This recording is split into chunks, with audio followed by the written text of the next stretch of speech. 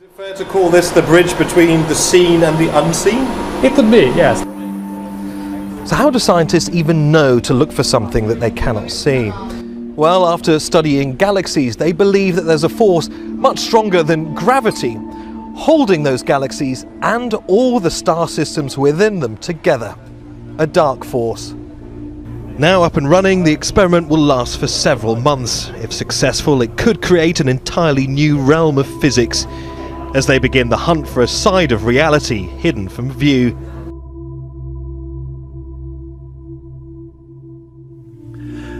One thing that Hume said that I do agree with is that he says evolution is deceptively simple, yet utterly profound in its implications. I totally agree with that. Totally agree with it. Because as John Stonestreet noted, he says, ideas have consequences, bad ideas have victims. You see, the evolutionary hypothesis has a lot of victims. If indeed life is an accident without meaning, without design, survival is the fate of only the fittest, then the most brutal, opportunistic, and predatory amongst us are the ones who succeed. If the true nature of the world we live in is, as Tennyson wrote, red in tooth and claw, then there are no morals, there are no ethics, right and wrong does not exist, good and evil does not exist, truth and falsehood. Even the laws that try to govern and enforce those principles have no force or no purpose, they have no place and they have no meaning. That even simple human kindnesses become valueless. Love and the sacrifice that it often produces is merely an illusion and at worst a cruel deception.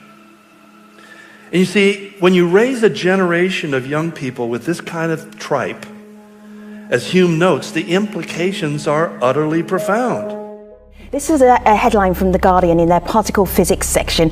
Scientists hunt mysterious dark force to explain hidden realm of the cosmos. That was a recent headline. This is Hen Mackey. She says, I studied humanities and social sciences, so I don't know what dark matter actually is, but I like what it represents. An invisible force that affects every nanosecond of our lives while we go about blindly unaware of its existence. It affects all of us and we just don't know or care enough. Yeah, so dark matter really played this crucial role in the story of our universe, as it makes up most of, as they correctly said, most of the matter in the universe. It means that a less consequential thing is that it means that every picture that we see of a galaxy is a little bit distorted. As Katie said, the presence of the dark matter distorts the light that we see. Yeah, I think invisible matter is a great way to put it. We have a lot of ways of seeing that there has to be some extra matter there, because we see the effects of its gravity in a lot of different places, on small scales, like galaxies, and large scales for the whole universe, but we just don't know what it's made of. So it's some kind of invisible stuff. It has lots of different effects. It changes the whole large-scale structure of the universe, how galaxies and clusters of galaxies come together, but we can't see it directly. We can only see that, you know, there's something weird going on in the things that we can see. They're moving in strange ways. It's even bending the shape of space itself. But we just need to figure out what it is. There are multiple observations that tell us that there is this missing mass that is dark matter. It isn't, you know, something speculative. This is something that is making up most of the matter in our universe. That may suggest that the dark matter may not actually be a particle, and may actually force us to even revisit the very foundations of physics itself.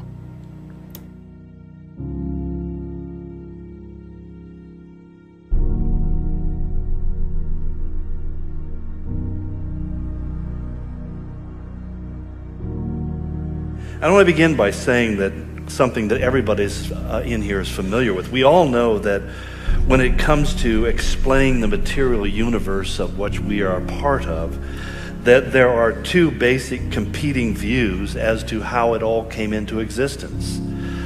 There's the evolutionary hypothesis, and which posits that all things, including human life, are the result of spontaneous generation, which is a term that means that you have nothing and all of a sudden out of nothing comes something. And as a result, we live in a world where everything is inherited, it's natural, it's a random selection process without a design, without a designer. In other words, everything came from nothing and somehow it all coalesced together to make everything that is.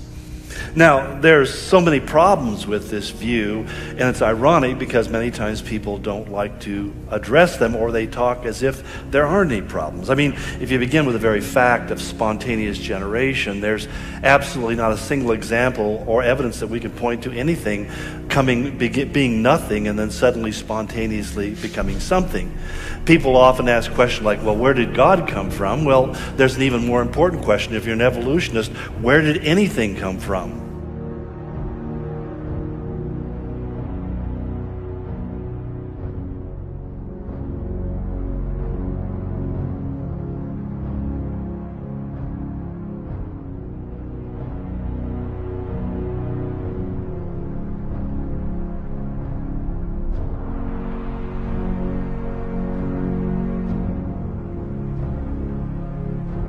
And the problem is, it's easier to say God, this almighty being, created everything and spoke into existence.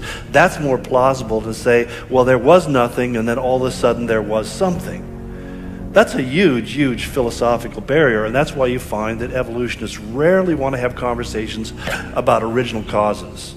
They rarely want to talk about origins because they know that they have absolutely says, well, it all was. But even you go beyond it. I mean, you talk about the fossil record, which does not support the premise of any kind of progressive change, or DNA and chemicals, which requires a designer. DNA is a coded system. It's like a language, and it has to have somebody who put that together for it to make any sense at all. Marit says, if we can have dark matter all around us and we can't properly quantify it, does it mean it's possible for there to be an alternate reality or a parallel universe without ever being aware it's there at all? So I think we got an answer to that. But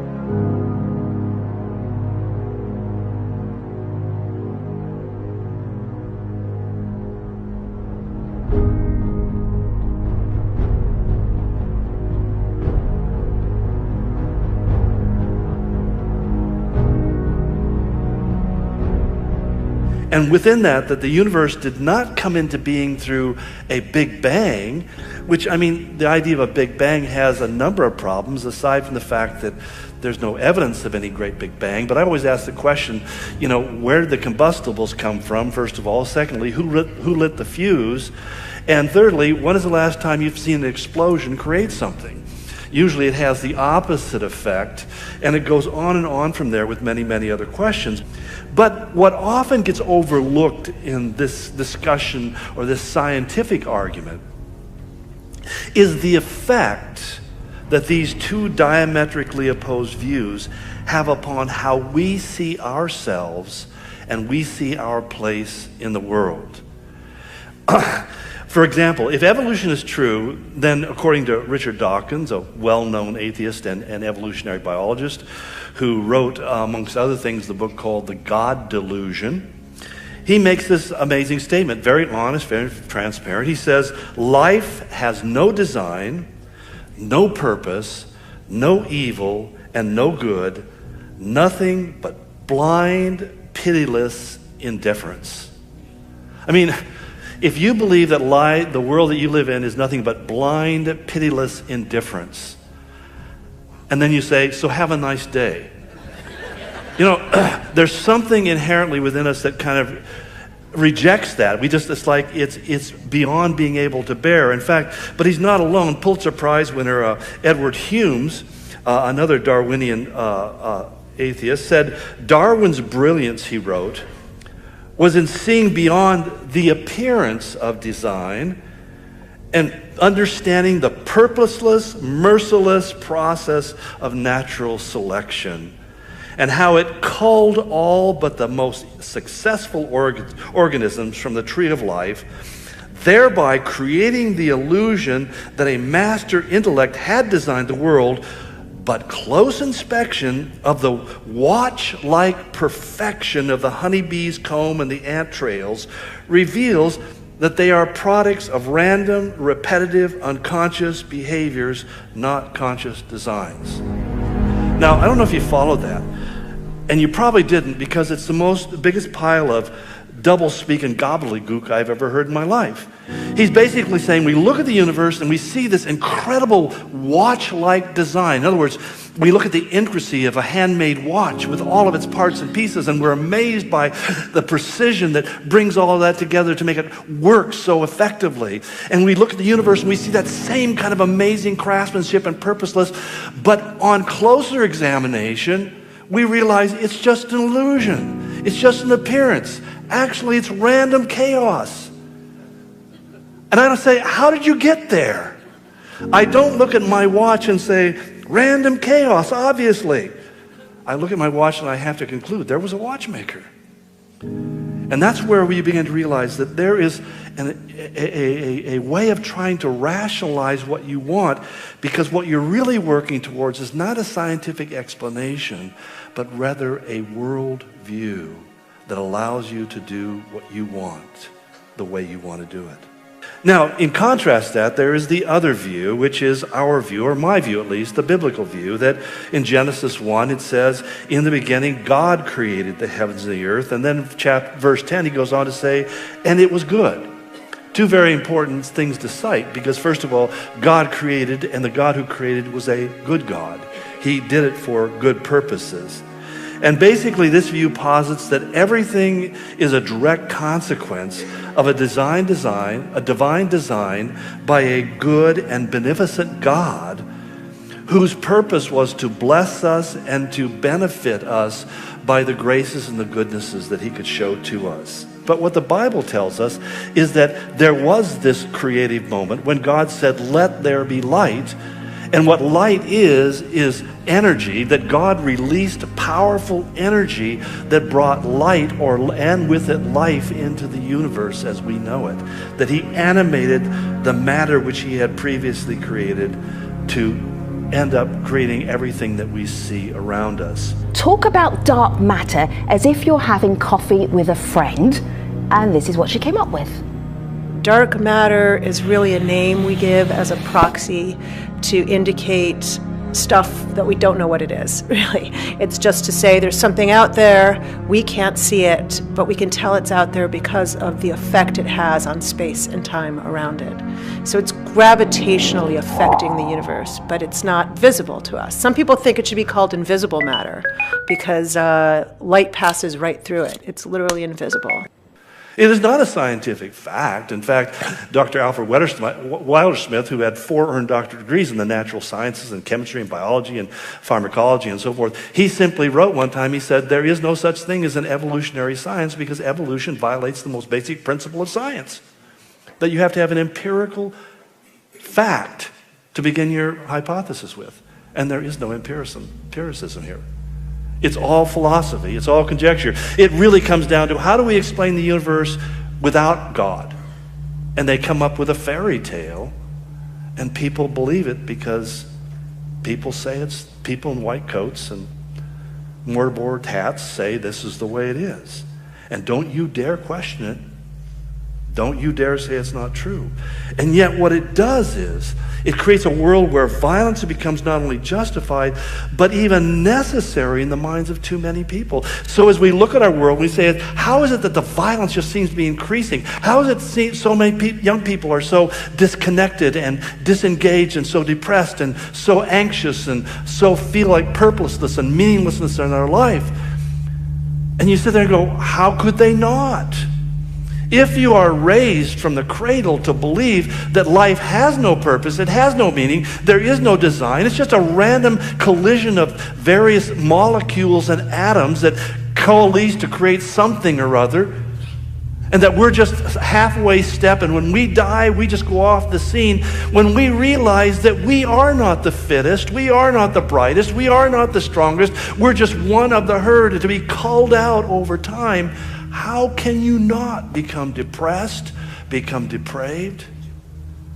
How can you not just say, what difference does it make if I live or die? It leads first to depression. The idea of what is my life about? What does it mean? Now, and I don't say this just offhandedly. I say this was exactly the state of mind I came to before I became a Christian. As I looked at my life and thought, what difference does it make if I live to be 50 or if I die tomorrow? At the time I was 19 years of age. What difference does it make? Because if life has no meaning, no purpose, no design, no end, then what am I going to derive from it? We fall into that category that Paul spoke of when he said, they say, let us eat, drink, and be merry, because tomorrow we die.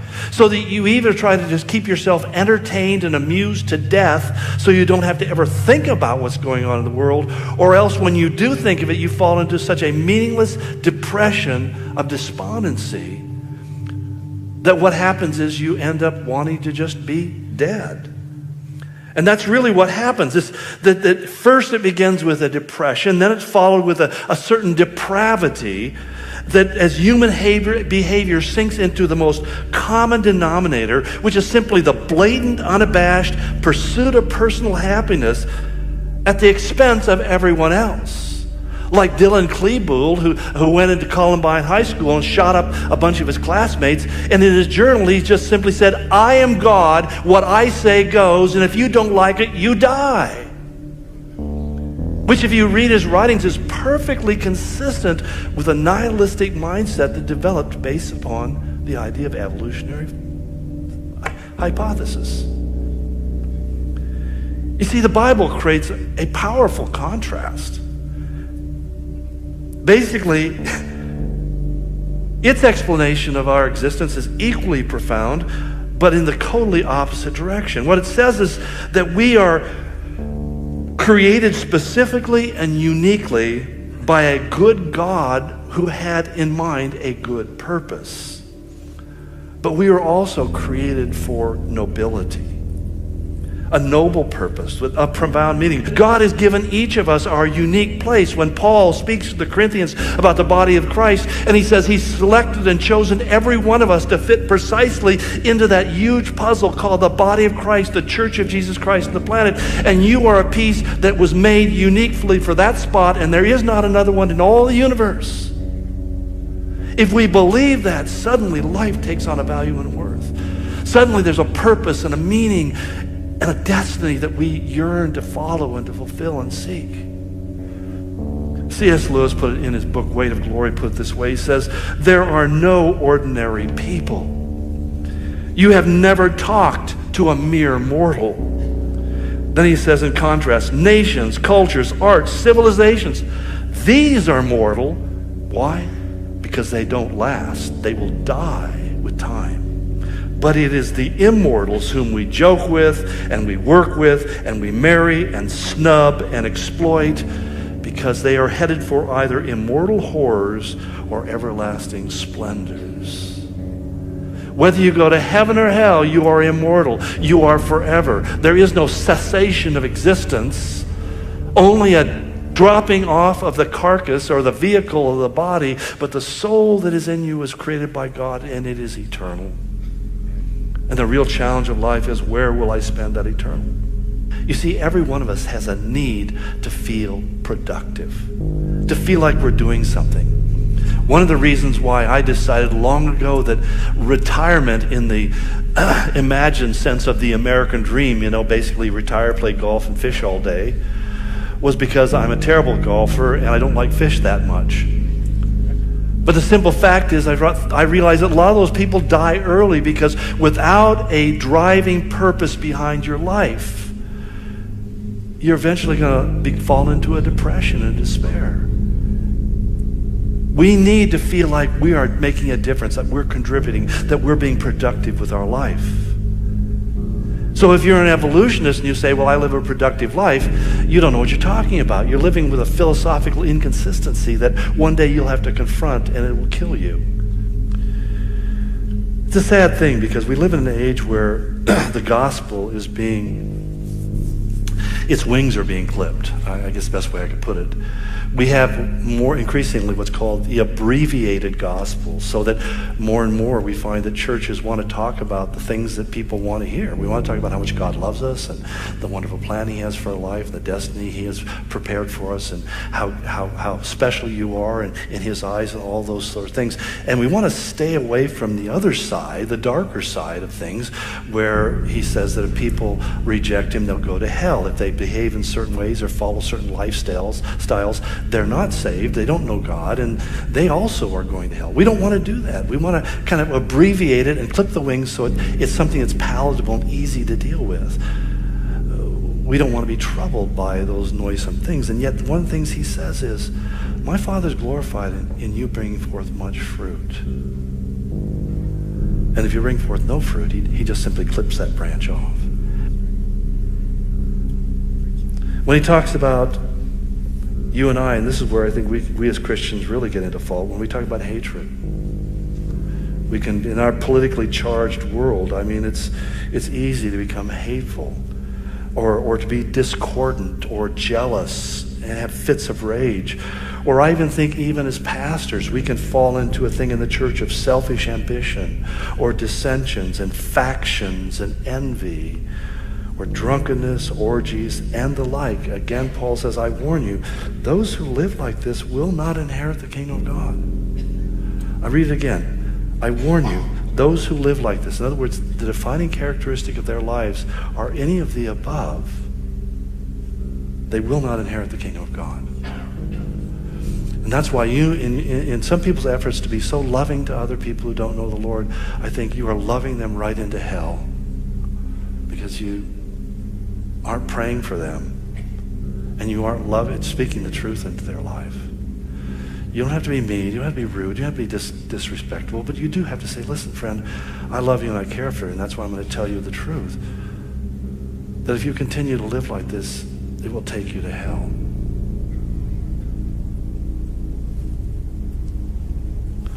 So the question I would try to bring this baby in for a landing on, how does one go about producing good fruit in our life? And I think the first step is to correctly identify what is good fruit. What is it? Paul gave us the short answer here in Galatians. He said the fruit of the Spirit is love.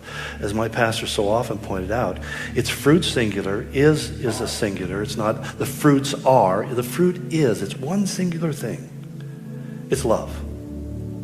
And that love manifests itself in your life by joy and by peace, as he goes on. And as we know that joy and that peace that comes from that love, we begin to interact with people on a different way. We interact with them with patience. We interact with them in kindness. We interact with them in goodness and in faithfulness, in gentleness and self-control. Those things are so powerful, but it means also that there's a kindness, that we are committed to actually being kind to other people, which is a rare commodity in our